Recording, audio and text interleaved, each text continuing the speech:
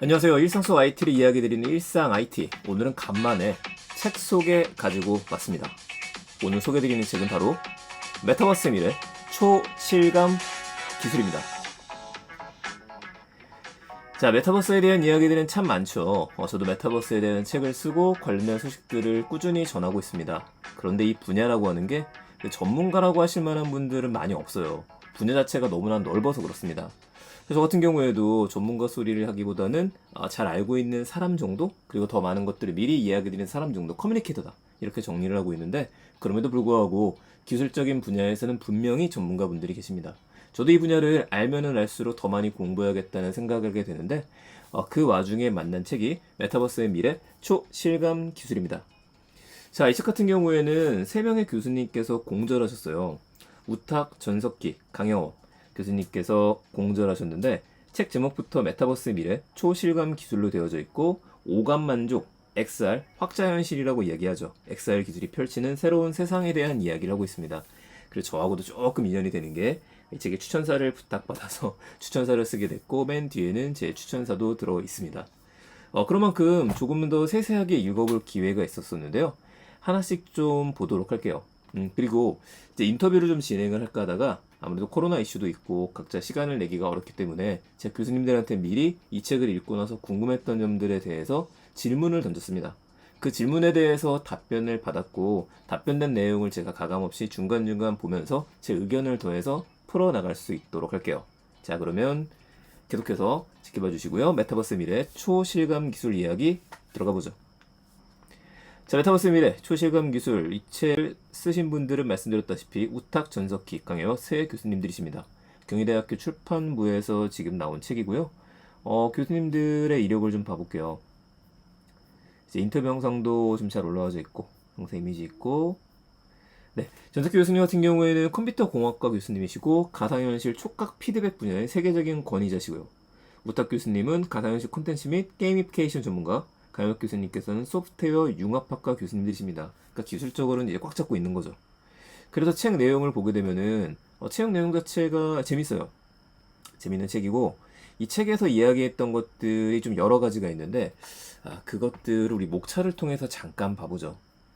목차 부분을 보게 되면 제일 처음 시작은 현실의 판타지를 결합한 세계, 메타버스에 대한 이야기들, 메타버스 이론적인 내용들, 우리가 흔히 알고 있는 그 내용이 쭉 나와져 있는데, 이 메타버스 플랫폼 사례로 알 수 있는 트렌드 부분이 좋습니다. 이제 2장부터가 조금 더 깊이 들어간다 보시면 될 것 같아요. 구성 기술에 대한 것들인데, 이제 디스플레이 기술에 대한 것들, 실감 멀티 모달, 출력 기술, 그리고 데이터화할 수 있는 방법들, 초실감이라고 하는 거에서 이제 햅틱스부터 시작해서 이 촉감 내용들이 쭉 나와요. 약간은 책 내용을 보면 좀 어렵게 느껴지는 분야들도 있습니다. 네, 마찰 기반의 서피스, 햅틱스 기술이라고 한다라든지, 입력 분포, 피드백 장치들이 어떻게 되어져 있는지, 인관과 햅틱 시스템의 연결이라든지, 교재라기보다는 그 대학교에 쓰는 교재하고 그 일반인들이 알 수 있는 내용, 그 중간 지점을 잘 잡은 책 같아요. 그런 느낌을 좀 많이 받았었고, 그래서 이 책을 제가 읽고 나서 생각했을 때에는 메타버스에 대해서 조금 더 기술적으로 깊이 있는 내용이 필요하셨던 분들, 이분들한테는 상당히 어울리는 책이 아닐까 싶습니다. 자, 이렇게 제 의견 잠깐 정리를 하고, 이제 질의응답처럼 제가 질문 던졌던 내용에 대해서 받은 내용을 하나씩 읽어보도록 할게요. 자, 메타버스에 대한 정의는 이야기하는 사람마다 다를 것 같습니다. 생각하시는 메타버스의 정의에 대해서 이야기해 주세요 라고 했을 때 우탁 교수님께서는 가상현실을 매개로 하는 현실 같은 소통 플랫폼이다. 현실의 모든 것 또는 현실 그 이상의 것을 현실처럼 소통할 수 있게 해주는 플랫폼, 현실과 연결, 확장된 현실이라고 했습니다. 그러니까 확장이라는 말에 포커스를 맞추신 것 같아요. 자, 두 번째 제가 던졌던 질문은 뭐냐면 프레넬 렌즈에 대한 이야기였습니다. 우리 보통 VR을 체험하거나 경험을 하게 되면은 그 안에 렌즈가 들어가죠. 구글에서 만들었던 카드보드와 같은 것들을 보시게 되면 그 안에 들어가는 렌즈가 이제 볼록 렌즈입니다. 그게 너무 두껍거든요. 근데 점점 이 렌즈라고 하는 것들을 앞에를 깎아낸다라든지 뒤에 있는 형태만 남긴다라든지 이런 것들이 좀 있어요. 그래서 이제 가장 대중화되어 있는 것 중에 하나인데 프레넬 렌즈가 과연 어떤 기기에 쓰이고 있을까? 이게 궁금해져서 질문을 던지니까 강혁 교수님께서 현재 상용화된 대부분의 VR 기기라고 이야기 주셨습니다. 그러니까 바이버의 코스모스라든지 요즘엔 메타 퀘스트로 이름이 바뀌었죠? 페이스북, 오큘러스 퀘스트 2 같은 경우에도 프레넬 렌즈가 쓰이고 있다고 얘기해 주셨어요. 자, 팬케이크 렌즈라는 것도 있거든요. 팬케이크 렌즈는 완전히 이게 꽉 팬케이크처럼 눌렀다고 생각하시면 됩니다. 이런 것들은 다 책에 사진을 통해서 잘 나와져 있으니까 여러분들도 책 꼭 한번 봐보시고요. 이 책이 또 이제 컬러풀합니다. 굉장히 컬러풀하기 때문에 보시는데 도움이 되실 거예요. 그래서 이게 과연 HMD, 헤드 마운트 디스플레이, 우리가 뒤집어 쓰는 거에 있어서 앞으로 표준이 될 것이냐 라는 질문을 던졌는데, 네, 교수님께서 말씀하시는 건 미래의 기술이다. 아직까지는 제대로 적용된 건 없다라는 의견 주셨어요. 오큘러스 퀘스트 2도 프레넬 렌즈이기 때문에 앞으로도 프레넬 렌즈가 대중화, 이 시장을 좀 그 시장을 장악하면서 가지 않을까 그 생각해 보게 됩니다. 자, VR은 렌즈가 굉장히 중요한 요소예요. 우리 잘 보여야 되니까. 그래서 이제 우리 또 투자를 하시는 분들도 있으실 테니까 이 질문 던졌습니다. 해당 렌즈를 만드는 곳 중에서 가장 대중화에 성공을 했고 또 많은 선택을 받는 회사가 어디일까 제가 궁금했었어요.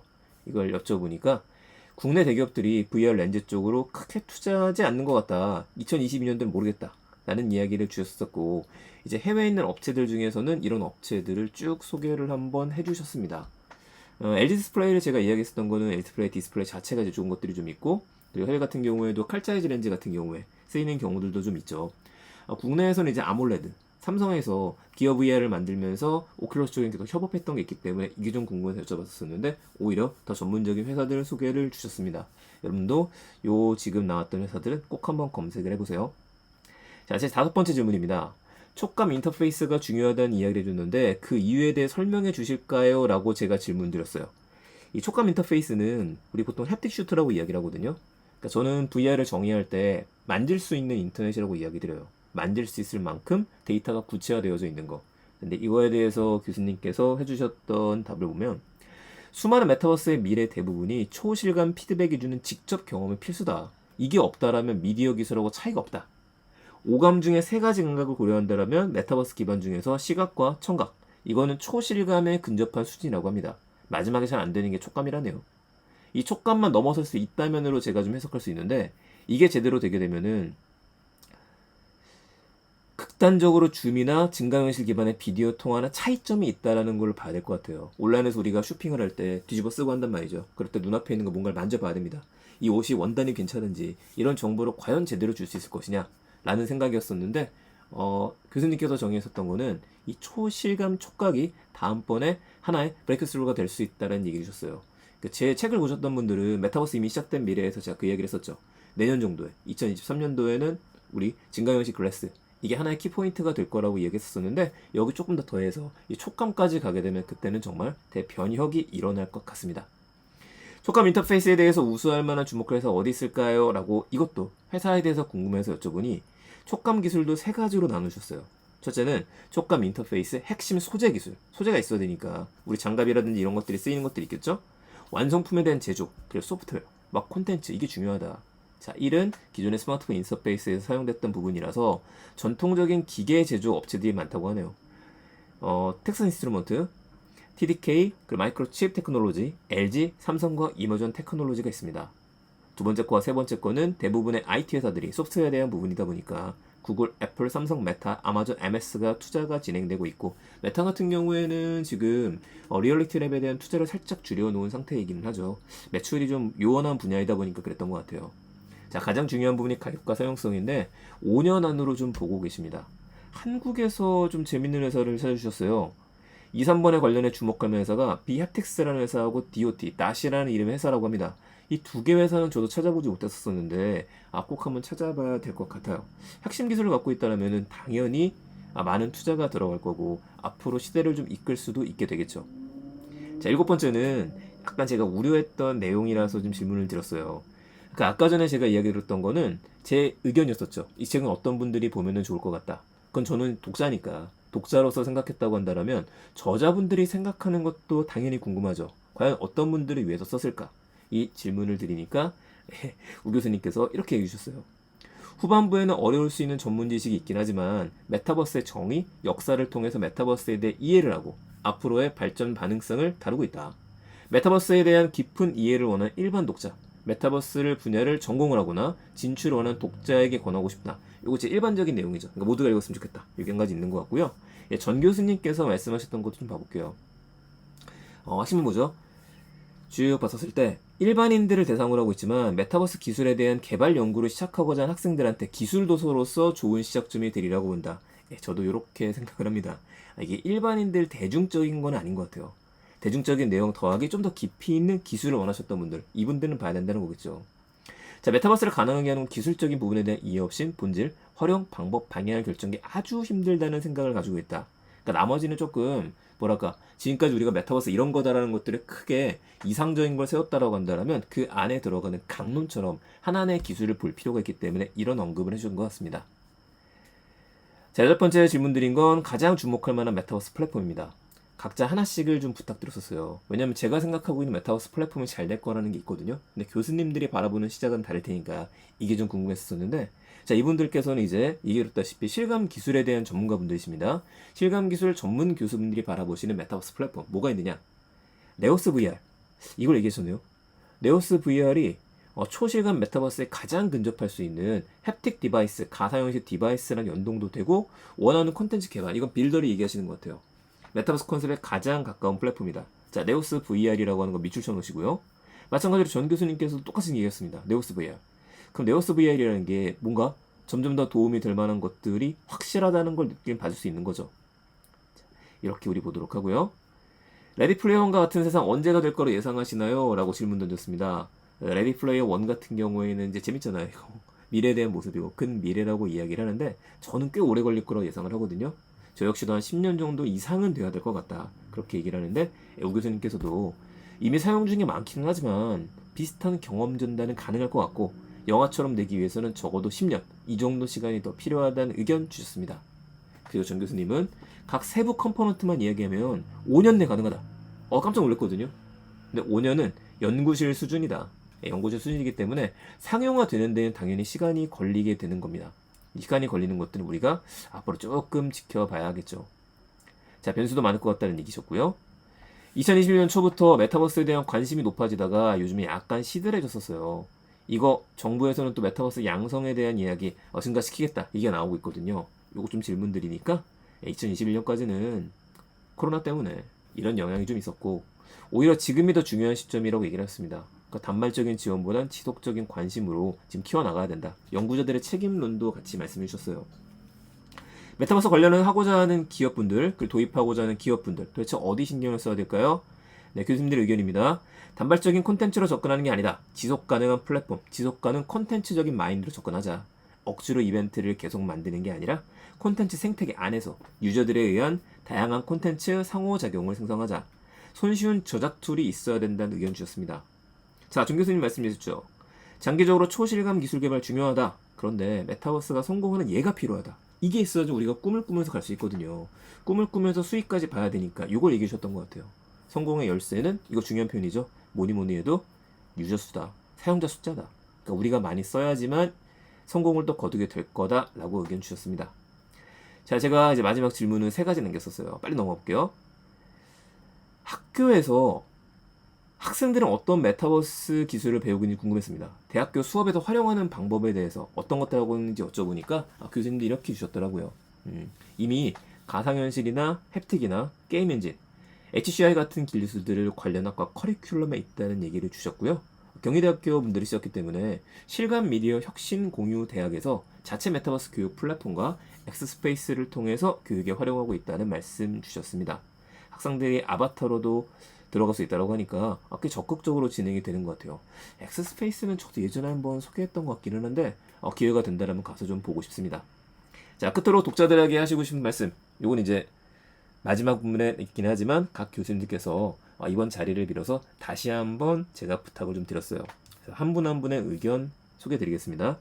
자, 우 교수님께서는 이 책은 메타버스에 대한 독자들의 이해를 돕기 위해서 역사, 콘텐츠, 게임, 가상현실, 햅틱까지 다양한 관점에서 메타버스를 설명하고 있다. 영화나 애니메이션 등에서 상상하던 세상이 초실감 메타버스를 통해 정말 가깝게 와 있음을 확인할 수 있을 것이다. 라고 해주셨고요. 강 교수님께서는 단순히 플랫폼이나 문화라는 결과물을 통한 피상적인 이해를 넘어서서 메타버스가 현재의 한계를 보이고 있는 이유와 앞으로 나아갈 길에 대한 영감을 요소 기술과 접목하여 독자들에게 전달하고자 했다. 현재 제시된 메타버스의 모습을 이해하는 것과 앞으로 다가올 메타버스를 예측하는 데 큰 도움을 주리라 생각한다. 새로운 기술이 정 교수님 주목받을 때 이를 우리가 최대한 이로운 방향으로 하도록 이끄는 방법 중 하나가 많은 사람에게 새로운 기술에 대해 정확하게 이해시키는 일인 것 같다.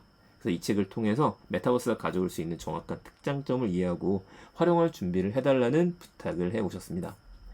자, 메타버스의 시대, 초실감 기술에 대한 내용이었습니다. 이야기 듣던 대로 초실감 메타버스의 미래나 윤리나 이런 것들이 전문가분들의 시각으로 되어져 있으니까 기술적인 이해가 궁금하셨던 분들이라면 지나치지 마시고 꼭 한번 보셨으면 좋겠습니다.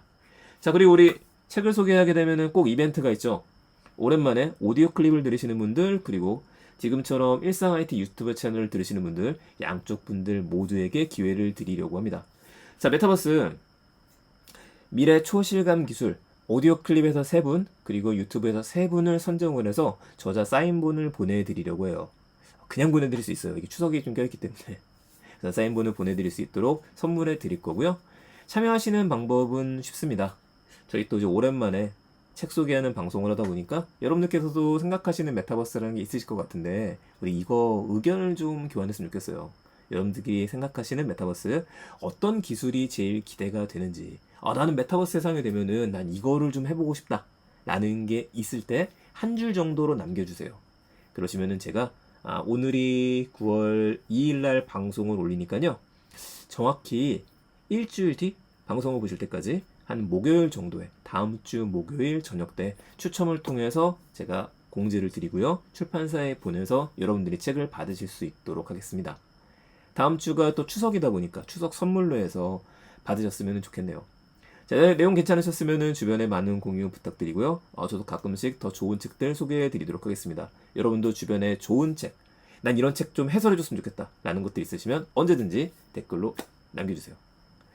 감사합니다. 일상 IT였습니다. 다음에 뵙겠습니다. 좋은 하루 되세요.